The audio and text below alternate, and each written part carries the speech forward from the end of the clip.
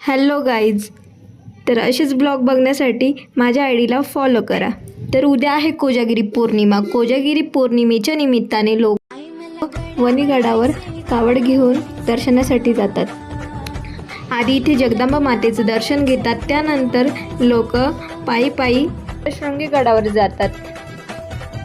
सप्तशृंगी देवीला 3.5 शक्तिपीठांपैकी अर्ध शक्तिपीठ मानलं जातं. तर लोक आधी इथे वणीमध्ये जगदंबा मातेचं दर्शन घेतात, मग वरती पायी पायी नाचत वगैरे जातात. तर इथे बघा ना, मी गेलेली 3 डीजे लावलेले होते, लोक नाचत होते, व्हिडिओ वगैरे काढत होते. पब्लिकने मोकर गर्दी केली होती.